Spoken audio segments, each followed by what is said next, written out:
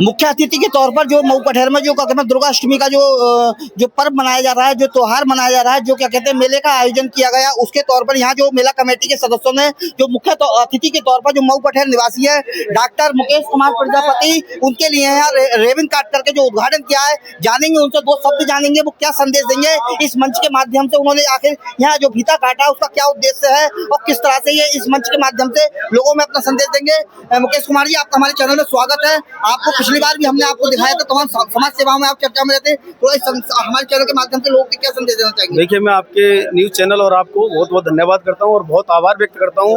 आप जैसे मीडिया के लोग ही अगर इस तरीके की सच्चाई जनता के सामने लाते रहे तो देखिए, ना तो देश को कोई विकसित होने से रोक पाएगा और ना किसी गरीब आदमी का भला होने से रोक पाएगा। और मैं सर्वप्रथम ये जो माता रानी का प्राचीन दुर्गे मंदिर है, यहाँ पर ये बहुत ही ऐतिहासिक मेला रहता है और काफ़ी वर्षों से ये मेला कमेटी इस मेले का आयोजन करती आ रही है। इससे एक भाईचारे की मिसाल पेश करते हैं ये सभी मेला कमेटी के सभी सम्मानित सदस्य हैं। इनके लिए मैं बहुत बहुत आभारी हूँ और बहुत आभार व्यक्त करता हूँ कि मुझ जैसे एक छोटे से व्यक्ति को ये पिछले 2-3 साल से सम्मान देने का काम कर रहे हैं। मैं जानता हूँ कि माता रानी ऐसी कृपा करे इस ग्राम पंचायत मऊ कठेर के अंदर कि इस मेला कमेटी का भी नाम हो और इस ग्राम पंचायत में इस मेले का भी नाम हो, कि जो एक ऐतिहासिक मेला बन के रह जाए। जिस तरीके से जितने भी इस मेला कमेटी के सदस्य हैं दिन रात मेहनत करके पूरे साल इस दिन का इंतजार करते हैं कि माता रानी के नवरात्रे में एक मेले का आयोजन और एक भव्य आयोजन, भव्य शोभा यात्रा निकालते हैं। ऐसे इस तरीके से मैं कामना करता हूं और आपके चैनल के माध्यम से ये सूचना देना चाहता हूं कि ये भाईचारे की मिसाल इस तरीके से कायम रहे। धन्यवाद। ये थे मुकेश जी हमारे साथ। ये इन्होंने कहा था क्या कहते हैं माता रानी की जय हो। कुछ समिति के जो मेंबर्स हैं, जो सदस्य हैं, जो कमेटी के, इन लोगों ने तमाम उत्साह वर्धन किया और मेले का आयोजन किया। उनकी भी थोड़ा राय जानेंगे। क्या राय है आपकी? हमारे मेले में जो हमारे मुकेश जी ने जो हमारे कमेटी का जो सम्मान किया है, मैं इनका हार्दिक अभिनंदन करता हूं और ये इन्होंने जो हमारी कमेटी का सम्मान किया है इसके लिए मैं इन्हें बार बार धन्यवाद देता हूं। वो इसी तरह से हमारी कमेटी का सम्मान करते रहे, हम उनका मान सम्मान हमेशा करते रहेंगे। और भी मेरे साथ कमेटी के कुछ सदस्य हैं, उनसे कहूंगा थोड़ा जानकारी दें किस तरह से क्या संदेश देना चाहेंगे। डॉक्टर साहब, आपका स्वागत है हमारे चैनल पे। बहुत बढ़िया है। आप क्या संदेश देना चाहेंगे? बहुत बढ़िया है, आपका हमारा मेले में स्वागत है।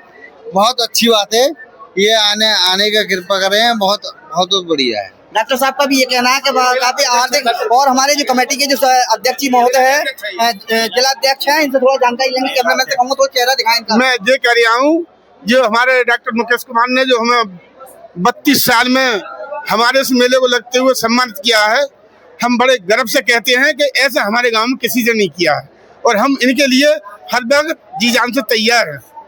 कमेटी के ये मेरे साथ में अध्यक्ष जी थे, इन्होंने कहा कि मुकेश जी की काफी प्रशंसा की है। इन्होंने इस पर्व के त्योहार पर, जो दुर्गा अष्टमी का जो पर्व है, जो त्योहार, जो मेले का आयोजन किया गया, उसमें तमाम हर्षवर्धन किया है। हमारे जो मुख्य अतिथि थे डॉक्टर मुकेश कुमार प्रजापति, जो कि जिले में तमाम चर्चाओं में रहते हैं। प्रशासन की सारी नजरें भी इन पर हैं, इनके कार्य पर इन पर नजरें हैं, क्योंकि अभी इन्होंने कुछ ही दिन पहले जो नथुलाल प्रजापति जैसे को न्याय दिया है, उसी को लेकर के तमाम चर्चाओं में है। जय माता दी, जय माता की, जय श्री राम, जय श्री राम, भारत माता की, भारत माता की।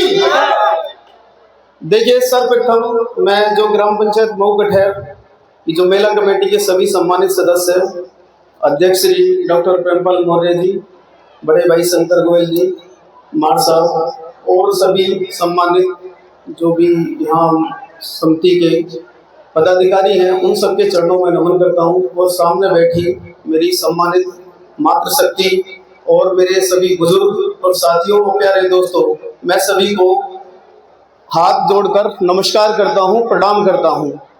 देखिए, ये बहुत हर्ष की बात है कि अपने ग्राम पंचायत मऊ कठेर में हर वर्ष की भांति बहुत हर्षोल्लास से माता रानी के दरबार में इस मेले का प्रसारण किया जाता है। और ये इस समय जितने भी ग्राम पंचायत हैं सभी में इस तरीके के मेले का आयोजन किया जा रहा है। तो हमें सर्वप्रथम मेला कमेटी के सभी सदस्यों का शुक्रिया अदा करना चाहिए और एक बार इन सब के लिए ताली बजाकर इनका सम्मान करना चाहिए।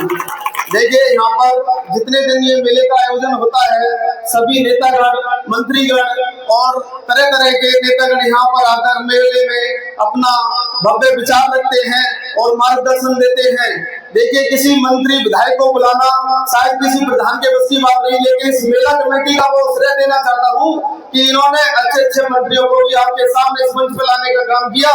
इनके लिए मैं बहुत बहुत धन्यवाद करता हूँ और मैं ऐसा उम्मीद रखता हूँ कि इस तरीके से ही प्रत्येक नेतागण और जो भी गांव के शुभचिंतक हैं अगर इस तरीके से लाते रहे तो हमारे गांव का विकास बहुत जल्दी हो सकता है।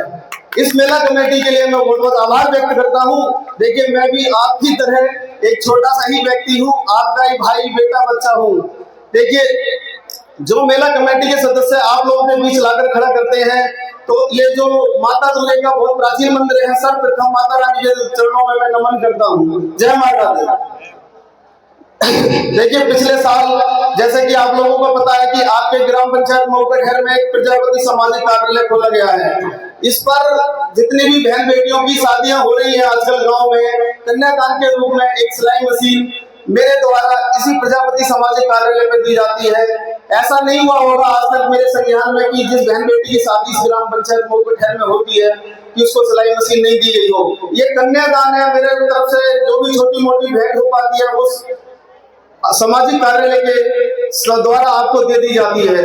देखिए ये कोई राजनीतिक ना ही मेरा प्लान है और ना ही ऐसी कोई भूमिका रही है, ये तो एक समाज सेवा का माध्यम है जो आप सबके बीच में एक छोटा सा कार्यालय बनाकर उस ग्राम पंचायत के लिए ये सब किया जा रहा है। तो ऐसे इसी उपलक्ष्य में मैंने पिछले साल इसी मंच से इसी प्रांगण से बोला था कि अगर मेरे को मौका मिला इस ग्राम पंचायत में, देखिए आज तक आपने हम लोगों को पता होना चाहिए कि हमारी ताकत कहाँ है। अगर आज हम उस ताकत को नहीं पहचान पाए तो जिंदगी में ना तो हम अपना विकास कर पाएंगे ना अपने क्षेत्र का विकास कर पाएंगे। देखिए आप लोगों की वो ताकत है कि वही नेता, चाहे वो विधायक हो, चाहे मंत्री हो या सांसद हो, इवन देश के प्रधानमंत्री को भी चुनने का काम आप सम्मानित जनता करती है और वो एक वोट का माध्यम होता है। अगर आप वोट नहीं डालेंगे तो ना तो गाँव का प्रधान बनता, ना विधायक बनता, ना सांसद बनता, ना मंत्री बनता। तो इसलिए आप अपने वोट का सही तरीके से सही रूप में अधिकार उसी को जाने कि हमें वोट किस जगह करना चाहिए। जो आदमी आपके लिए हमेशा अपने ग्राम के लिए विकास की बात करता हो, ना कि अपने विकास की बात करता हो। आज तक बहुत सी ऐसे कहानियां मेरे सामने आ रही है कि देखिए ये जो मीडिया बंधु आए हुए हैं, ये जो पत्रकार बंधु आए हुए हैं, ऐसे पत्रकार बंधुओं को मैं आज इसलिए लाने का काम किया है कि मैं अपने विचार आपके समक्ष रख सकूं और इस जो शासन प्रशासन है इसके सामने रख सकूं। अभी कुछ दिन पहले की कहानी है, अपना एक पास का ही गांव है, ग्राम पंचायत राम रायपुर कमटिया। यहाँ पर इसी चैनल पर एक न्यूज चल रही थी, डॉक्टर साहब वहां पे दिखाया गया कि 2022 में वहां के ग्राम पंचायत सचिव ने, जिसका नाम संजय यादव था, वहां पर एक नथुलाल प्रजापति नाम का व्यक्ति होते थे और उनको 2022 में ही मृत घोषित कर दिया। मैं दिल्ली में था और मैंने एक न्यूज चैनल के माध्यम से जिसका नाम अंधा आईना है और वहां पे देखा कि भाई एक व्यक्ति जिसको 2022 में वहां के सचिव ने मृत घोषित कर दिया, वो आदमी जिंदा है। मैंने इन मीडिया बंधुओं से बोला कि एक बार मुझे उस आदमी की वीडियो कॉल पे बात कराइए। इन्होंने तत्कालीन प्रभाव से उस व्यक्ति से मेरी बात कराई जिनकी उम्र 70-75 साल थी। देखिए मैं पिछले बार भी यही बोला था आप लोगों से आपके बीच आकर कि ऐसा नहीं है कि हर एक आदमी चाहता है गांव का विकास हो, सरकारें भी चाहती हैं, सारे नेता चाहते हैं, लेकिन कुछ इस तरीके के मानसिकता वाले कर्मचारियों की वजह से ना तो हम लोगों का विकास होता है और ना हमारे क्षेत्र का विकास होता है। हो सकता है क्या प्रॉब्लम नहीं होगी, 200-400 रुपए के लालच में उस सचिव ने उस व्यक्ति को मृत घोषित कर दिया जिसके परिवार में सिर्फ 2 सदस्य थे। 70 साल की उम्र में जिसका जीवन सिर्फ वृद्धा पेंशन से चलता था, उसको मृत घोषित करने के बाद सरकार ने पेंशन बंद कर दी। लेकिन जिस दिन मुझे पता लगा, बहुत कुछ ना करते हुए भी मैंने उनसे संपर्क करके ठीक उनके गांव गया और वहां पे जो भी छोटे मोटी उनकी सहायता राशि राशन के रूप में जिस तरीके से की और उनको न्याय दिलाने का पूरा भरोसा किया। और आज इस माता रानी के दरबार में मुझे बोलते हुए बहुत बड़ी खुशी हो रही है कि जिस अधिकारी ने इस तरीके की कृत्य किया था उसको परसों 3 दिन हो गए, मैंने रात को 10 बजे डीएम साहब से बात किया, कमिश्नर साहब के सामने पेश करवाया और कल उसको सस्पेंडिंग का आदेश जारी करवा दिया है। देखिए इस तरीके से अगर हम जागरूक नहीं होंगे, मैं कोई नेता कोई विधायक मंत्री नहीं हूँ, आप लोगों के बीच में समाज सेवा का काम कर रहा हूँ। जानकारी बहुत बड़ी चीज होती है।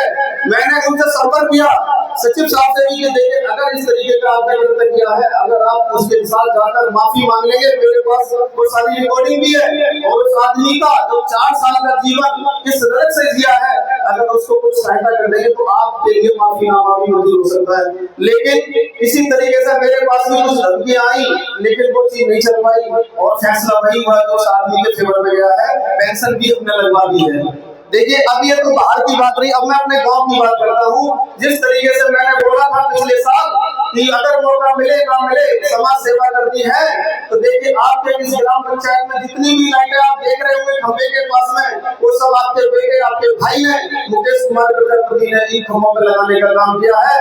और ये जानकर बहुत खुशी होगी, लगभग 250 प्लस लाइटें आपके ग्राम पंचायत मऊकठेर में लग चुकी है। लेकिन कुछ विरोधी बातें हैं, आपको सबको पता होगा इस ग्राम के अंदर कि जब भी कोई अच्छा काम करने की काम करता है तो उसकी टांग खींचने का काम किया जाता है। ये बहुत शर्म की बात है, बहुत नीच बनता है कि इस लाइटों की कंप्लेंट भी हमारे सब डिविजनल ऑफिसर के यहाँ पर कर दी गई कि एक व्यक्ति है जो गांव का ना पद है ना कोई है और वो मिसयूज कर रहा है, सरकारी बिजली का दुरुपयोग कर रहा है। मेरे पास सुनाया ऐसा है, आपके खिलाफ तो इस चीज में कार्रवाई हो जाएगी। मैं भी जब तक आपके सामने कोई सच्चाई ना हो एक्शन मत लीजिएगा। अगर लाइट का दुरुपयोग हो रहा है तो किस तरीके से हो रहा है, मैं भी आपका बोला नहीं है, दिन में भी जलती है रात में भी जलती है। मैं सर ये गलत इन्फॉर्मेशन में है, मैं उनसे जाके मिला, उनको लाइटों का प्रमाण दिया, तब उन्होंने बोल दिया कि आप चले जाओ, आपकी कोई शिकायत नहीं है, ये लाइटें तो बहुत अच्छी हैं। ऐसे ऐसे काम जो अच्छे होते हैं उनको आपके गाँव के ही लोग, कुछ जो असामाजिक तत्व कहूँगा उनको, जो नहीं चाहते कि आपके गांव का विकास हो, तो आप मुझे बताओ ऐसे व्यक्तियों की बातें सुनना पसंद करेंगे या अपने गांव का विकास करना पसंद करेंगे? आपके सामने सिर्फ 2 ही रास्ते हैं। मैं कोई यहाँ नेतागिरी नहीं करना है, ना किसी को हराने आया ना जिताने आया। मेरा मकसद आप लोगों के बीच आने का है तो वो अपने गांव का नाम, जैसे कि पिछले वर्ष इसी मंच से मैंने बोला था कि मेरा प्रण और एक संबल है कि जब तक इस ग्राम पंचायत का नाम संबल जिले के अंदर नंबर 1 पे नहीं आएगा तब तक मेरा वो संकल्प पूरा नहीं होगा। उसकी शुरुआत पिछले साल मैंने कर दी है, सीसीटीवी कैमरे लगाने का काम किया था, वो भी शुरुआत की, कुछ कारणवश उसको रोकना पड़ गया। लेकिन इस मंच के माध्यम से मैं आपसे वादा करता हूँ कि बहुत जल्दी ही जैसे समय मिलेगा, तब तो कुछ कारणवश रुक गया था, लेकिन मैं उनको भी चैलेंज करना चाहता हूँ कि जितनी इस तरीके की ताकत लगा लेना, ये रुकने वाला नहीं है और ना झुकने वाला है। हर तिराहे चौराहे पे कैमरे लगा के हम दिखा देंगे, इसकी परमिशन भी ले चुका हूँ मैं। और देखिए इस तरीके के किसको डर लगेगा? आप सोच सकते हो कि कैमरे से किसको डर लगता है? कोई बता सकता है यहाँ पे? कैमरा लगने चाहिए गांव के अंदर या नहीं लगने चाहिए? एक बार हाथ उठा के समर्थन करो, लगने चाहिए नहीं लगने चाहिए? आज उनको ये पता लग जाए कि इस ग्राम पंचायत के अंदर कैमरे लगने थे, लगने क्यों नहीं दिए गए? या तो वो गंदे काम करते हैं या काले कारनामे करते हैं, जिस बात से सच्चाई आने का डर लग रहा था तभी इस तरीके की गतिविधियां वो लेकर आए थे। आज मैं अपने मंच के माध्यम से करना चाहता हूँ, मेरा ये प्लान है कि गाँव के अंदर कैमरे और वाईफाई हर जगह होगा, तो वाईफाई से मेरे बच्चों को पढ़ने में बहुत ज्यादा आसानी होगी। गाँव की जिस तरीके से मैंने शिक्षा का बीड़ा उठाया था कि 9वीं से 12वीं तक अपने गांव की पढ़ाई फ्री करूंगा, और वो आज भी जारी है। और कोई भी छात्र पढ़ना चाहे तो संपर्क कर सकता है। 9वीं से 12वीं तक किसी भी विद्यार्थी को कोई फीस भरने की, किसी एडमिशन की जरूरत नहीं है। ग्राम पंचायत के लिए फ्री ऑफ कॉस्ट है, ये बैंकिंग में जाकर अपनी स्टडी कर सकता है।